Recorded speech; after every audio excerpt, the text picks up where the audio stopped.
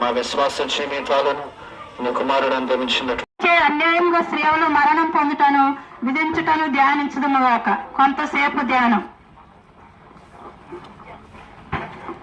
నా రక్షకుడైన యేసువా, నిన్ను మరణదండకు విధించిన వాడు పిలాతుడు కాడు.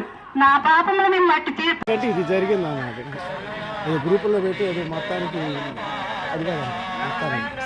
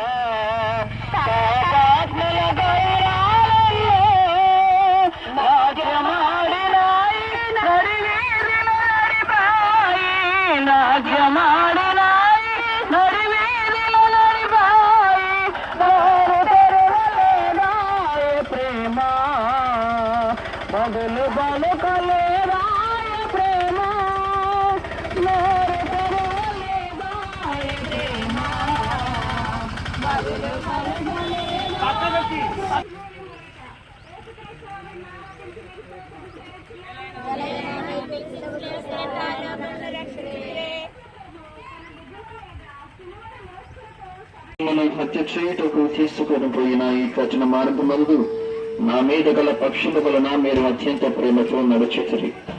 నేను ఎన్నో మారులు మిమ్మల్ని ఎడబార్చిపోతుని ఇప్పుడైనా పరిపూర్ణాత్మతో మిమ్మల్ని ప్రేమించుచున్నాను. మీకు ద్రోహము చేస్తున్నందున నిన్ను మనస్తాపముగా ఉన్నాను. నా తప్పులను మన్నించండి. ఈ దుఃఖ మార్గమందు మిమ్మల్ని వెంబడించి వచ్చేటకు నాకు అనుగ్రహము దయచేయండి. నా మీద మీకు గల ప్రేమ కొరకు చావవలనని కోరుకొనిచున్నాను. మీ ప్రేమతో మరణము పొంద ఆశించుచున్నాను. ఆమేన్.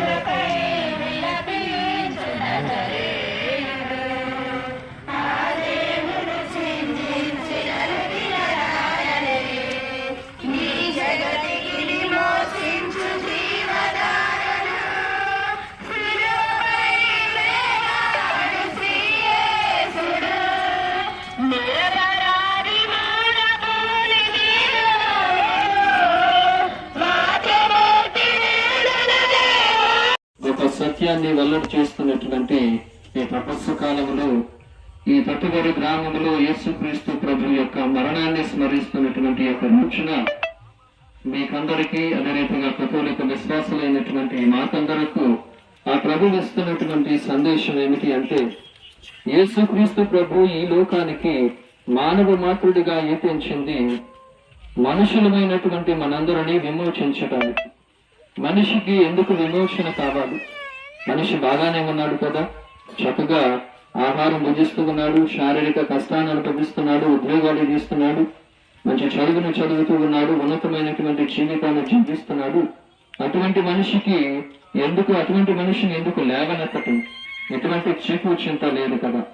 బహుశా శారీరకంగా బాహ్యపరంగా మనందరూ కూడా చక్కగా ఉన్నప్పటికీ, శరీర సౌందర్యము శరీరాకృతులు అంతా చక్కగా ఉన్నప్పటికీ ఆత్మీయంగా మనందరం కూడా కృంగదీయబడుతూ ఉన్నాం.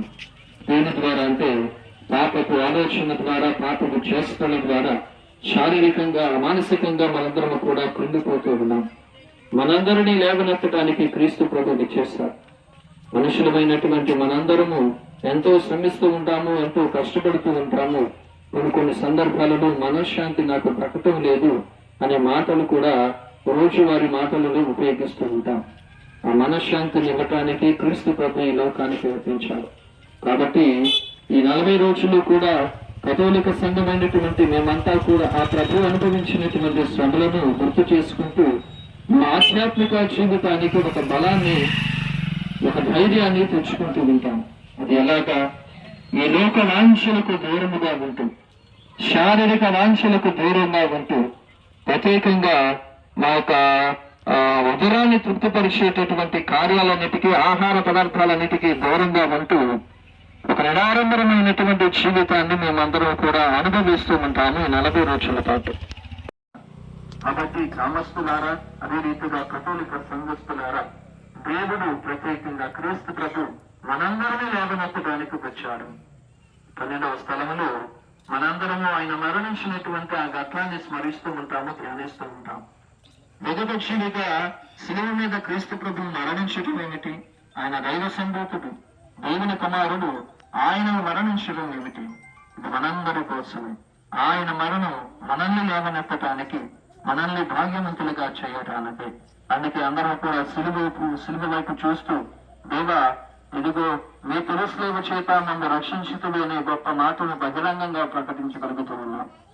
అటువంటి సిలువను స్మరిస్తున్నటువంటి మనందరము మన జీవితాలను మననం చేసుకుంటూ, పరిశీలించుకుంటూ, ఆ సిలువనాథుడు మనందరినీ లేవనెత్తేలాగున, మనలో ఉన్నటువంటి ప్రతి పాపకలంకాన్ని తూర్చివేసేలాగున తగు నిగ్రహమైనటువంటి జీవితాన్ని ఆ ప్రభు ఈ తపస్సు కాలమంతా కూడా మనందరికీ అందచేయాలని ప్రార్థన చేస్తూ ఈ సిలువ మార్గాన్ని ముందుకు కొనసాగించుతాం.